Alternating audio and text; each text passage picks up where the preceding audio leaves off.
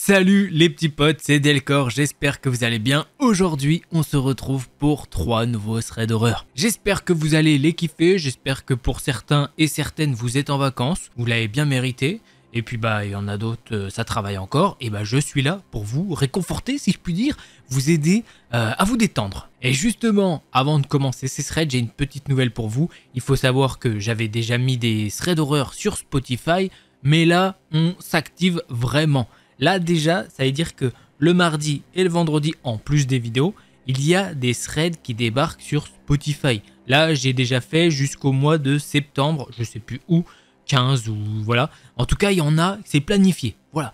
Et au mois de septembre, il y en aura encore plus. Alors, c'est pas des threads exclusifs pour Spotify, hein, bien sûr, ce sont des reprises de trucs, mais vous les aurez aussi là-bas, ça vous fera un moyen de l'avoir. Donc n'hésitez pas à venir sur le Spotify. Je vous mets un petit... en fait là je vous mets rien, c'est une icône, je suis con.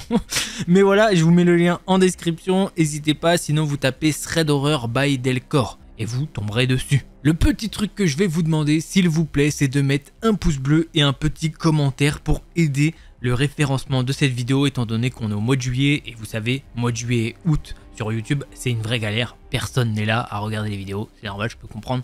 Mais voilà, nous les créateurs, enfin en tout cas les petits, hein, les petits, pas les grands là, plusieurs millions, et nous on a besoin de votre soutien, parce que nous, déjà qu'il n'y a plus beaucoup de monde qui regarde les vidéos, et en plus on n'est pas beaucoup mis en avant, puisque YouTube préfère mettre les gros, hein, clairement. Donc voilà, n'hésitez pas, ça me fera très plaisir. Allez, on commence avec ce premier thread. Alors, ce premier thread, il nous vient d'un médecin français qui poste ça sur Reddit. Je vous ai déjà lu des threads qu'il avait déjà partagés, c'est-à-dire du bizutage. Il y avait des choses pas très vraiment, c'était hardcore un peu quand même. Et là, il va nous partager un autre témoignage en fait tout simplement. Et je vais vous le lire tel qu'il l'a écrit, puisque déjà c'est bien écrit. Alors vous verrez, il a un petit, il a un petit détachement à propos de tout ça. Vous verrez, voilà, c'est sa petite patte à lui. Ça fait 15 jours que j'ai pas posté. J'aurais aimé le faire avant, mais c'était un peu le pied de guerre à l'hosto. Maintenant que ça s'est un peu calmé, j'ai pu prendre le temps de rédiger la suite. D'ailleurs, n'hésitez pas à me faire des retours, j'y vais un peu comme ça me vient, donc désolé si des fois c'est un petit peu décousu. Bref, si je me souviens bien, j'avais parlé des bizutages la dernière fois. Il y a encore plein de trucs à dire, mais j'ai envie de varier un peu. Alors, voyons quel thème on pourrait aborder aujourd'hui. Bah oui, les services psychiatriques. Là aussi, il y a une tonne d'anecdotes horribles qui devraient vous ravir, mes petits psychopathes adorés. Avant, j'aimerais répondre à une remarque qui revient régulièrement sur le fait que je sois détaché et manquerais de respect aux victimes quelque part. Bon, vous vous doutez bien que j'ai eu le temps de prendre du recul sur ces histoires, que j'essaye de faire quelques blagounettes pour rendre le tout moins lourd et moins déprimant, mais aussi que je suis médecin et donc que je dois savoir prendre du recul. Quand un pimpin arrive aux urgences avec un bras à moitié arraché parce qu'il s'est amusé à jouer avec une grenade que son grand-père gardait de la Seconde Guerre, il faut savoir garder son sang-froid. C'est le principe du boulot les glandus, mais vous êtes de mignons glandus. Je vous rassure. Alors de base, la psychiatrie, ce n'est pas ce que j'aime. Franchement, les malades mentaux me font peur. Oui, ce n'est pas gentil, mais c'est comme ça. Ils sont imprévisibles et ont des réactions super bizarres la plupart du temps. Et pourtant, il faut que l'on fasse une partie de notre internat en institut ou service psychiatrique pour valider nos études. C'était l'enfer pour moi. Et en plus, le service de mon hôpital était, et est toujours d'ailleurs, affreusement glauque. Je vous jure, imaginez un vieux sanatorium peint à la va-vite en couleurs chaudes et positives, mais qui se sont délavés au bout de 3 mois. Je vous assure, on dirait la chaufferie de Kruger reconvertie en garderie. Donc bon, personnellement, je m'arrangeais toujours pour être le moins possible au contact des patients, en me farcissant toute la paperasse dont personne ne voulait. Un échange de bons procédés avec les collègues. Un jour, j'ai malheureusement dû m'y résoudre à contre-cœur suite au coup de gueule du chef de service. Je me suis ainsi occupé des soins d'une jeune femme nommée Micheline. Oui, les noms sont modifiés comme d'habitude. Et elle est sérieusement schizophrène. Le souci avec Mich était qu'elle avait la fameuse manie de ne jamais prendre ses médicaments. Elle trouvait constamment un moyen de nous rouler pour ne pas les avaler, en les cachant dans sa bouche ou en les régurgitant. Mais même maintenant, je n'en reviens pas d'un tel génie et d'une telle créativité pour ne pas suivre son traitement. Impressionnant. Bref, elle avait donc souvent des crises à cause de sa maladie et délirait souvent. La plupart du temps, elle restait prostrée dans un coin en observant nerveusement tout ce qu'il se passait dans la salle de repos, où les patients passent la majeure partie du temps. Ouais, ses délires étaient de type paranoïaque. Son psy galérait à établir la communication, mais le bougre y arrivait parfois. Quelquefois, il nous racontait un délire récurrent et étrangement cohérent qu'avait Michou. Oui, secret médical, tout ça. Nous sommes de Fiefé Filou et l'ordre ne serait pas fier, je sais. Ce délire était assez particulier. 1 à 2 fois par semaine, quelque chose venait l'observer depuis la fenêtre de la porte de sa chambre, systématiquement, vers 2 heures du matin. Elle décrivait le monstre comme une chose affreusement déformée et écarlate, un nez patate avec des croûtes et creusé par endroits, des yeux vitreux et globuleux, marrons, parsemés de nerfs rouges vifs et qui semblaient sur le point d'être éjectés de leurs orbites. Les dents de la chose étaient noires et brisées, pourries et infâmes, tout comme ses lèvres étaient gercées et trouées des plaies régulières. Le reste du visage était à l'image du nez, immense et creusé, empli de croûtes et de creux d'où suintait un liquide blanc immonde mêlé à des sudations abondantes. Les gouttes de sueur perlaient de sa longue barbe trouée et irrégulière. La patiente appelait ce croque-mitaine Mugriento. Elle est d'origine espagnole. Micheline expliquait à son psy qu'elle avait conclu un marché avec Mugriento, enfin, plutôt qu'elle accomplissait une sorte de rituel afin de conjurer la créature. Il venait avec sa respiration difficile et bruyante, puis la fixait en souriant depuis la vitre tout en soufflant sur cette dernière, afin d'écrire des messages avec la buée. Selon elle, c'est ainsi qu'ils auraient conclu leur accord. Elle faisait passer ses médicaments en dessous de la porte, notamment ses antipsychotiques, et devait ensuite mettre sa main sur la vitre. Mugriento faisait de même, puis tentait d'ouvrir la porte. Toujours en vain, on ferme les chambres à clé. Il récupérait les médicaments après ses essais avant de s'en aller, jusqu'à la prochaine fois. Bon, après diverses théories psychanalytiques, mon collègue en a conclu qu'il était largué et prévoyait de transmettre son cas à son ancien directeur de thèse qui était une pointure en psychiatrie. Très peu de temps après, pendant que l'on se baladait dans le couloir des chambres, alors que les patients étaient dans la salle de repos, nous avons fait quelques blagues douteuses sur le Mugriento. C'est alors que je me suis approché de la vitre de Micheline et que j'y ai vu de la buée, avant de remarquer qu'il y avait vraiment des messages écrits dessus. On a paniqué puis on s'est dit que c'était elle qui les avait écrits. Mais on s'est vite rendu compte qu'ils étaient marqués depuis l'extérieur. On a appelé les infirmiers, souvent très costauds, et la police. Un agent envoyé par le commissariat local et les infirmiers ont fouillé le bâtiment à la recherche d'un intrus.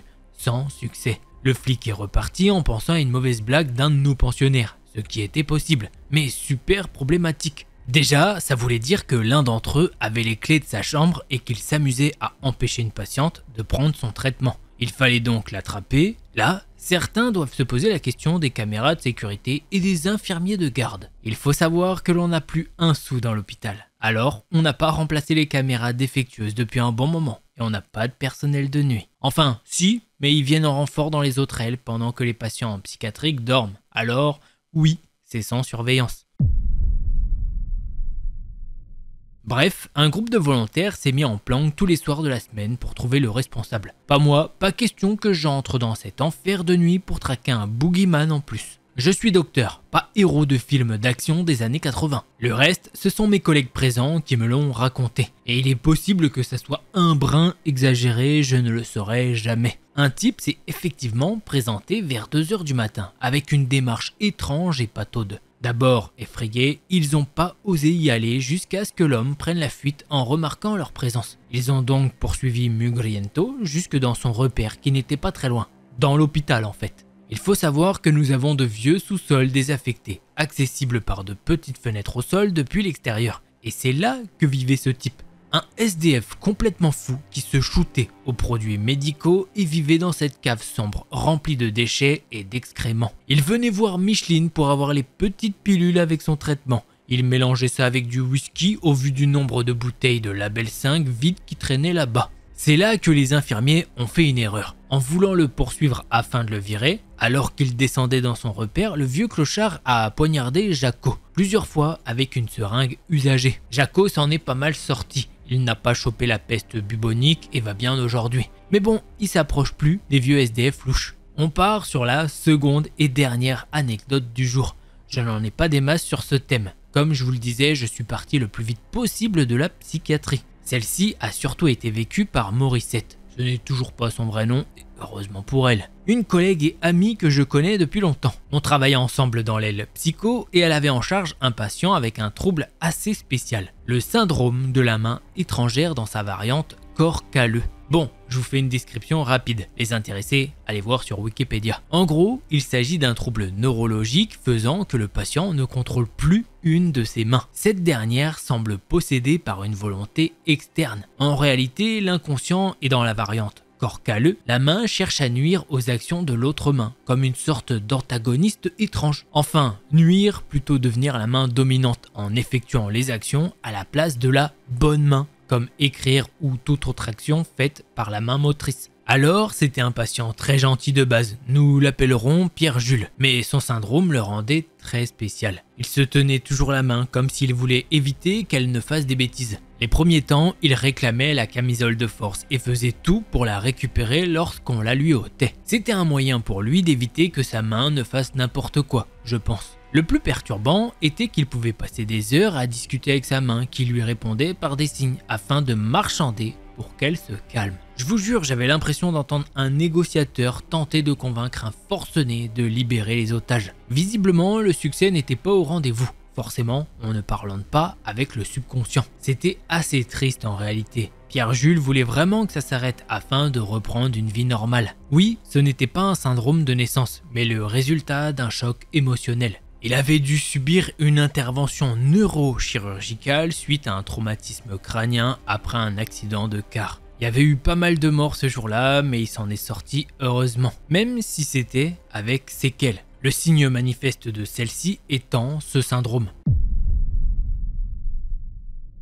Ma collègue était partie sur une théorie, que ses négociations et ses discussions avec sa main étaient une concrétisation d'un complexe du survivant et donc d'une culpabilité refoulée. Morissette voulait justement accompagner et déclencher ces discussions afin que le patient exprime et extériorise ce qu'il refusait d'admettre. À cette fin, elle avait installé un dispositif personnel d'enregistrement dans la chambre du patient. Non, je ne vous les ferai pas écouter. 3 raisons. D'une, la flemme de faire la retranscription. De 2, je ne veux pas qu'on puisse identifier ma pote car ce n'est pas totalement légal comme pratique. Et de 3, je ne les ai pas. Elle essayait aussi de limiter au maximum la camisole pour que la main puisse rester libre, estimant qu'elle n'était qu'une béquille n'ayant que pour conséquence d'entraver la thérapie de Pierre-Jules. Je suis très sceptique sur la psycho en règle générale et cet épisode ne m'a pas convaincu. Ouais, c'est très beau sur le papier, mais ça l'est moins dans la pratique. En effet, sa main possédée parasitait constamment les agissements de l'autre. Il voulait boire un coup de sa main droite, directrice, et la gauche, possédée, agripper le verre en tentant de l'arracher à l'autre main. De même pour manger, s'habiller ou toute autre activité quotidienne. Vous vous doutez bien que ce n'était pas des plus simples pour le pauvre bougre. Il devait compter sur les infirmiers, comme s'il était manchot.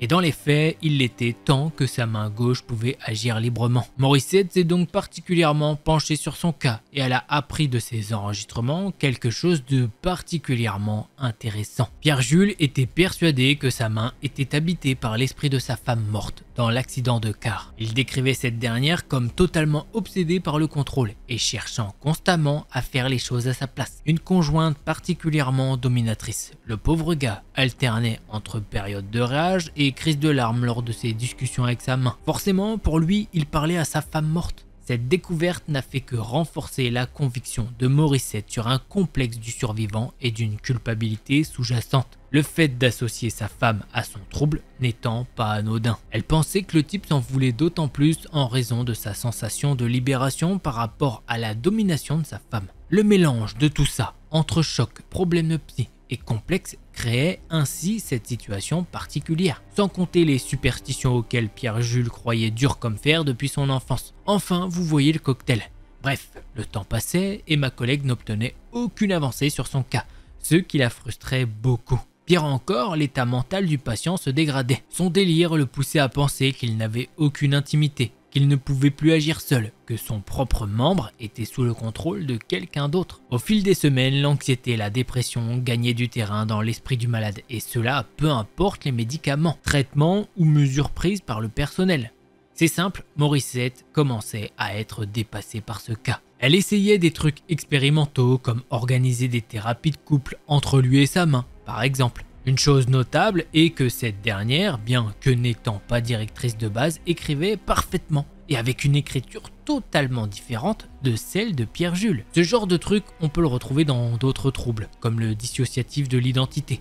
Mais toujours est-il que ça a renforcé notre pimpin dans son délire. Bon, sans surprise, la thérapie de couple n'a pas très bien marché et la situation continuait à empirer. Sans mauvais jeu de mots, ils en sont venus aux mains. Oui, après une engueulade publique, ce qui arrivait de plus en plus souvent avec sa femme, sa main l'a frappé au visage et il a rétorqué en explosant cette dernière contre le mur. Bon, le garçon a été maîtrisé et mis sous sédatif, mais c'était pas alarmant quand même. Le plus bizarre était que lors de son isolement, il a discuté avec sa moitié pour que cela ne se reproduise plus. Un profond sentiment de culpabilité semblait l'atteindre. On ne peut pas dire que les semaines suivantes ont amélioré son état, mais la cohabitation semblait plus harmonieuse. La discussion avait visiblement porté ses fruits. Sa main ne cherchait plus à tout faire et notre homme prenait soin d'elle. Manicure, vernis, etc. Un compromis précaire mais évitant des crises de violence.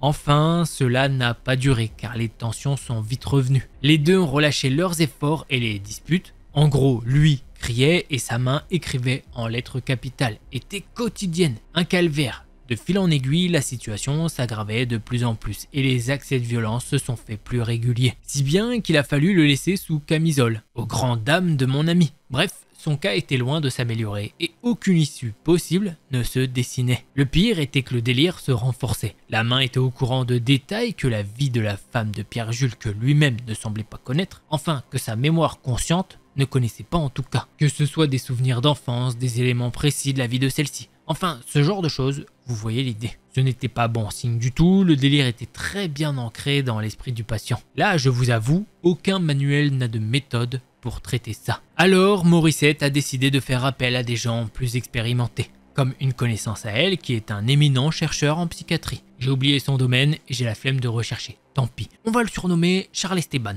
Lui-même était assez désarçonné par ce cas plus que singulier et ne savait pas vraiment quoi faire, en sachant que les IRM ou analyses ne montraient pas grand-chose de spécial par rapport aux standards. Alors ils ont tenté diverses thérapies, un peu à tâtons afin de déterminer un axe plus prometteur que les autres. Et je n'ai pas les détails en tête par rapport à ce qu'ils ont pu faire, surtout que j'avais quitté ce service depuis un moment, mais ça a plus ou moins marché. Enfin, disons que Pierre-Jules a abdiqué. Il laissait à présent sa main prendre le contrôle et donc il pouvait peu à peu reprendre des activités quotidiennes normales, ayant récupéré sa motricité. Cependant, sa dépression était rentrée dans une phase apathique, ce qui faisait craindre un effondrement psychotique à ma collègue. Il fallait que le patient s'occupe l'esprit et ne passe plus ses journées à regarder par la fenêtre pendant que sa main faisait des trucs de son côté. Pierre-Jules a donc consenti à faire une activité. La cuisine, chose qu'il adorait faire avant l'accident. Bien sûr, sous surveillance d'un infirmier et loin des couteaux tranchants. Mais bon, est arrivé ce qui devait arriver. Après quelques semaines à jouer le jeu, la vigilance de l'infirmier s'est relâchée et Pierre-Jules en a profité.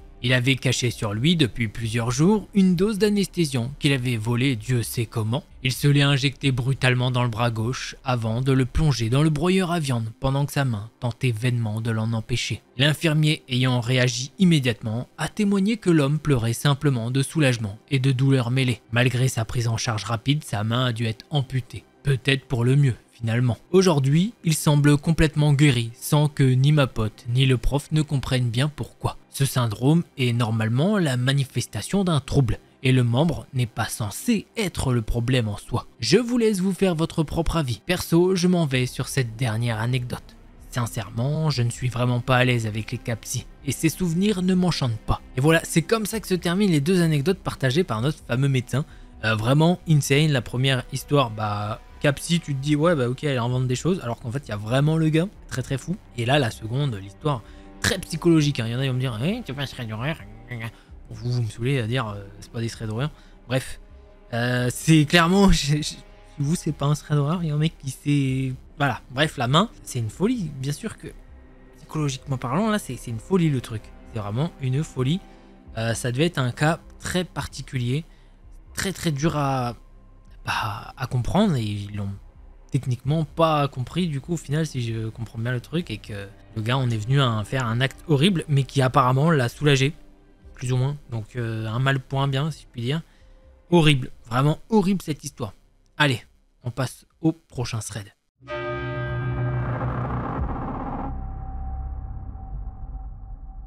Véronica, elle a 16 ans quand ça lui arrive. C'était l'été 2022, une nuit chaude et sans vent. Elle est à un concert chez sa mère avec plein d'amis et son grand frère. Ambiance détendue, musique, rire, bon moment. Et vers 4 h du matin, elle décide de rentrer avec son meilleur ami. Sa mère n'est pas très rassurée.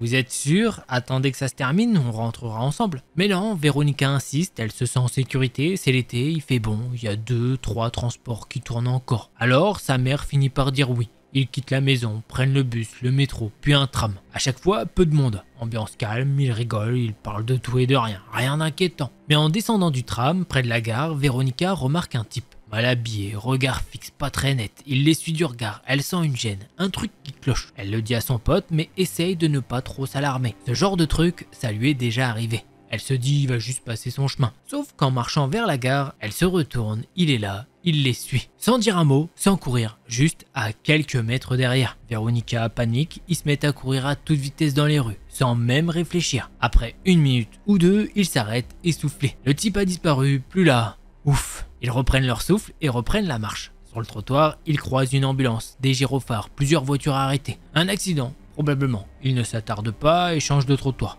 Et puis arrive ce moment où Véronica décide de couper par un petit parc. Un coin qu'elle connaît bien, qu'elle traverse souvent. Il est désert, pas éclairé, un peu glauque. Mais elle n'est pas seule, alors elle se sent en confiance. Sauf qu'en entrant dans le parc, il tombe sur 2 hommes, assis sur des chaises de camping, silencieux, imperturbables. Véronica les remarque tout de suite, instinctivement, elle ralentit. Mais bon, ils font rien de suspect, juste 2 mecs posés là, à discuter. L'un d'eux lance un « Bonsoir ». Véronica répond par politesse, elle se dit que c'est juste des gars un peu chelous mais pas dangereux. Mais alors qu'ils s'éloignent, l'un des hommes se lève puis l'autre.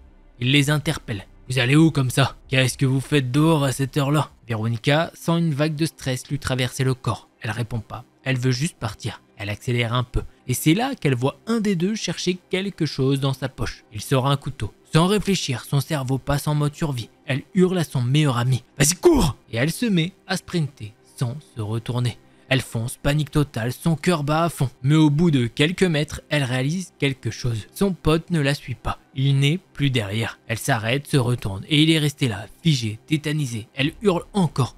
Mais cours, bordel! Il ne bouge pas, les 2 types se rapprochent, puis enfin ils démarrent. Ils courent vers elle. Ils se retrouvent, reprennent leur course, sprintent jusqu'à chez elle sans s'arrêter une seconde. Véronica ouvre la porte à la volée, referme aussitôt, verrouille. Elle est en nage. Son cœur explose dans sa poitrine. Elle vérifie toutes les fenêtres, les verrous. Paranoïa. Ils ne dorment pas de la nuit, trop d'adrénaline, trop de peur et une seule pensée qui tourne en boucle dans la tête de Véronica. Et si j'avais écouté ma mère ce soir-là? Ils n'ont jamais revu les 2 hommes, ils n'ont jamais su ce qu'ils voulaient exactement. Peut-être rien, peut-être bien plus. Mais aujourd'hui encore, à 19 ans, Véronica s'en souvient, comme si c'était hier. Et depuis cette nuit, elle ne rentre plus jamais seule à 4 h du matin. Et voilà, c'est comme ça que se termine cette petite histoire qui d'ailleurs est une histoire abonnée. Oui, donc un grand merci à toi de nous l'avoir partagé. D'ailleurs, si toi aussi tu veux en partager une, c'est sur delcorstory@gmail.com. D'ailleurs, je vais pas tarder à faire une session où je lis toutes les histoires qu'on m'a envoyées sur delcorstory@gmail.com. Donc n'hésite pas, hein. Si tu l'as pas encore fait et que tu te dis vas-y, tu l'envoies vite là, quand la vidéo sort, il y a un monde où tu passes en tuk tuk. Tu vois ce que je veux dire? Donc voilà, n'hésite pas à le faire. Encore un grand merci à toi et on passe à la 3e histoire.